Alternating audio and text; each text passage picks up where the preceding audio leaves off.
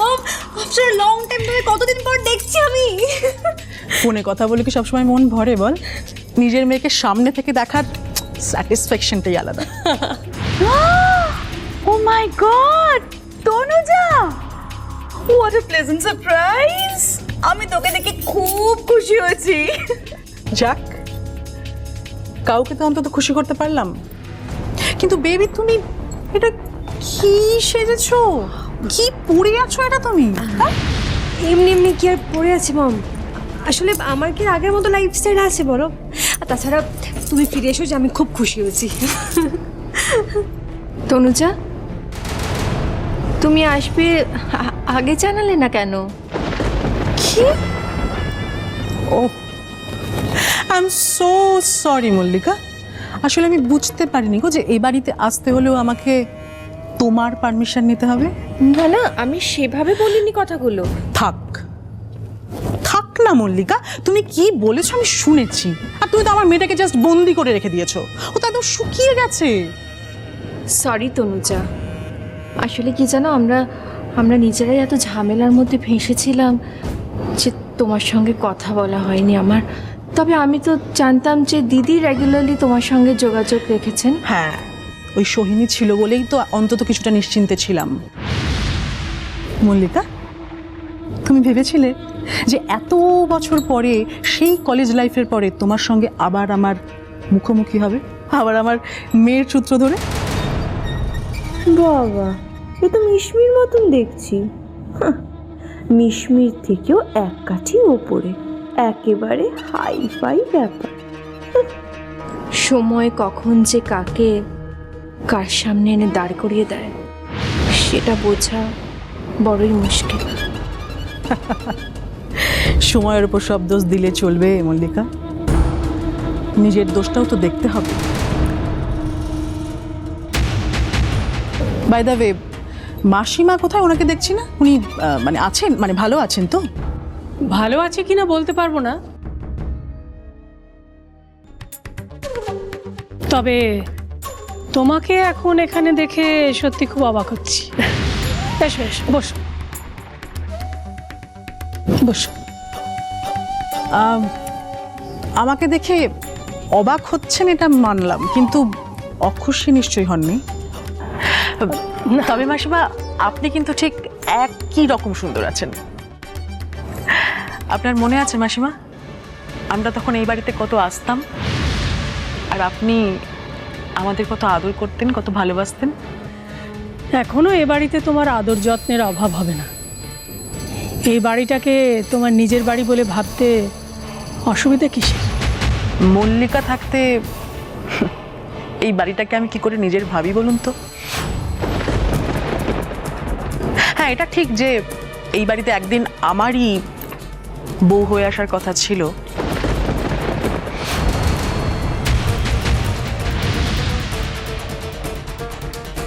তুই যে আসা মাত্রই এরকম ক্ষেপণাস্ত্র ছাড়বি আমি ভাবতে পারিনি।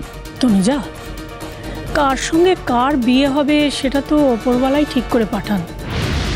বিধাতার লিখন কে খন ডাকতে পারে বলো? আমার সব মনে আছে। সোহিনী তোমাকেই তখন এ বাড়ির বউ করতে চেয়েছিল, কিন্তু আমাদেরও তো একটা পছন্দ অপছন্দ আছে। আসলে কি জানো তো, সবটাই কপাল। আপনি একদম ঠিক বলেছেন মাসিমা, কপালই তো। একদিন আপনারা আমাকে এই বাড়ির বউ করে আনতে চাননি, অথচ আজকে আমার মেয়েকেই এই বাড়ির বউ করে আনার জন্য উঠে পড়ে লেগেছেন। কি অদ্ভুত বলুন।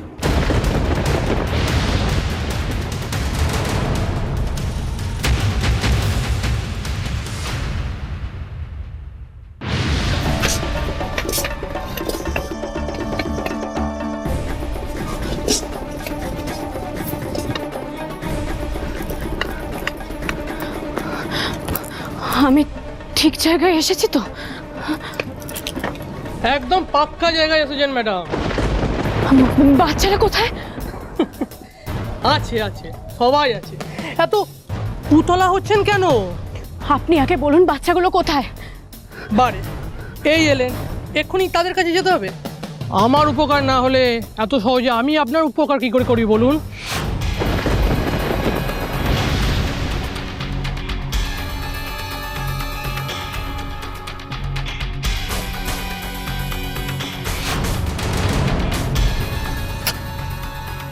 আসুন।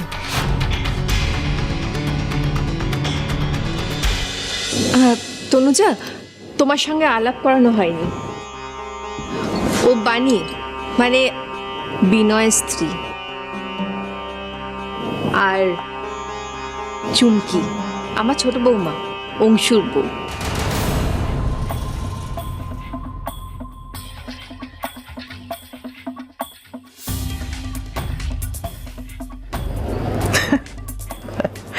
তাই ভাবছি এইরকম সাজ পোশাক কেন? তা মল্লিকা, কি ভেবে এইরকম গ্রামের মেয়েদেরকে বউ করে এনেছিলে বলো তো? না, তা একদিকে তুমি ভালোই করেছিলে, তা না হলে তো নিজের হাতে রাষ্ট্র রাখতে পারতে না। না না তনুজা, তোমার ধারণার সাথে আমার ধারণা একেবারেই মিলল না। চারুর শিক্ষা সংস্কৃতি তোমার ধারণার থেকে একেবারেই বিপরীত তনুজা। আর আমি কিন্তু সেটা দেখেই চারুকে এই মল্লিক বাড়ির বড় বউ করে এনেছি।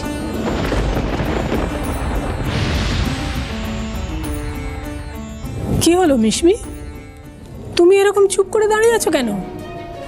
তোমার মা এসেছেন, কোথায় তার সঙ্গে কথা বলবে, গল্প করবে, তা না?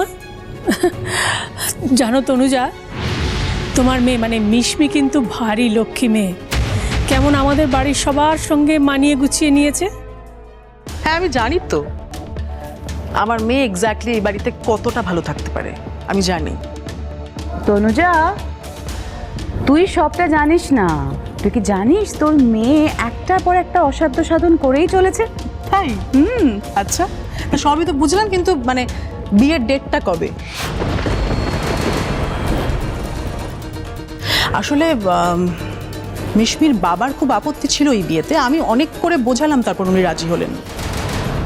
মানে আমাদের মেয়ের ভালো থাকাটা আমাদের দুজনের কাছে ভীষণ ইম্পর্ট্যান্ট। তনুজা, তুমি তো এই এলে, ড্রেসটাও তারপরে না হয় আলোচনা করব। না না মল্লিকা, শুভস্য শীঘ্রম। সেই জন্যই তো ওর একটা ফোনে আমি ছুটে চলে এলাম। তা মানে বিয়ের ডেট কিছু ভেবেছো কি?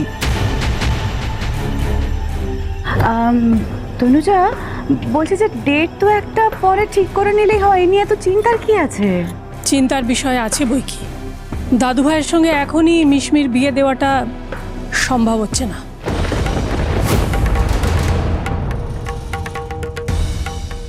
এর মানেটা কি মাসিমা? মানে দাদু ভাই তো চারু মায়ের ব্যাপারে সত্যি ঘটনাটা জানে না, সেই জন্যে নিজের স্ত্রীকে দ্বিতীয়বার বিয়ে করার ব্যাপারটা ও ঠিক মন থেকে মেনে নিতে পারছে না। তনুজাদি, আপনি যদি একটু সময় দেন না, তাহলে আমরা নিশ্চয়ই আর্যকে বুঝিয়ে বাজিয়ে রাজি করিয়ে নিতে পারবো এই বিয়েতে। হ্যাঁ, এটা আসলে একটু সময় লাগবে বটে। না মাসিমা, আপনারা যখন এতটা সময় নিয়েও কিছুই করে উঠতে পারলেন না, তখন নতুন করে সময় দিয়েও কোনো লাভ আছে কি? আমাকে যে একটা অন্য সিদ্ধান্ত নিতেই হচ্ছে মাসিমা।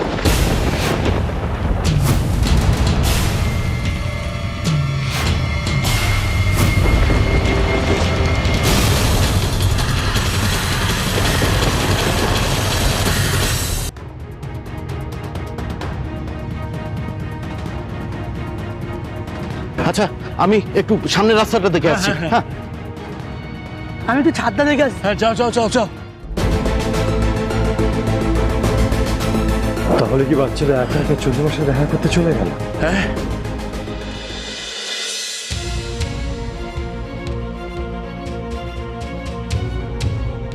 কই বাচ্চারা কোথায়? ম্যাম, তুমি এসেছো?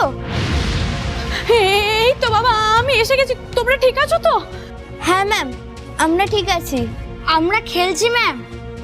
ভালো আঙ্কেল অনেক খেলনা দিয়েছে আমাদের। ওদের কাছে যাওয়ার এত তারা কিসের চন্দ্রিমা ম্যাডাম?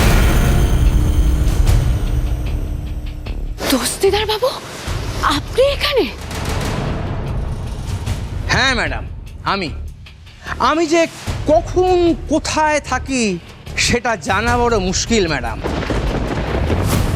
এখানে আমি না থাকলে আর কে থাকবে? হ্যাঁ,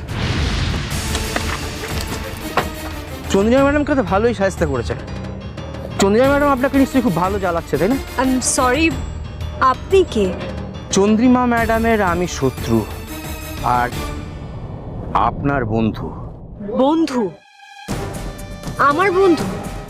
আপনি প্রমাণ দিতে পারবেন যে আপনি সত্যি আমার বন্ধু হওয়ার যোগ্য? বলে দেখুন না ম্যাডাম। ওকে, তাহলে আপনাকে আমার একটা কাজ করে দিতে হবে। বলুন না। বাট এক সেকেন্ড, তার বিনিময়ে আপনি বলুন যে আপনি কি চান। চাইলে তো একটা জিনিসই চাইবো। কি? পুলিশের হাত থেকে আমার মুক্তি। আপনি আমাকে যেতে দিন দস্তিদার বাবু। যান যান, আমি আপনাকে পথ ছেড়ে দিয়েছি। তবে ম্যাডাম, যাচ্ছেন যান, কিন্তু আপনার ছোঁয়ায় ওই বাচ্চাগুলোর যদি কোনো ক্ষতি হয়, তার জন্য আপনি আবার আমাকে দায় করবেন না কিন্তু। মানে? মানে মানে ওই বাচ্চাগুলো যে পুতুল নিয়ে খেলছে, সেটা আদৌ পুতুল নয়, ওগুলোর মধ্যে বোম পোড়া আছে।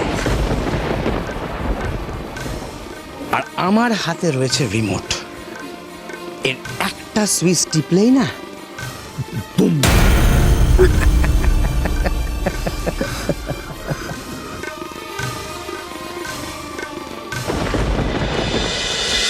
ঝিরে বাতি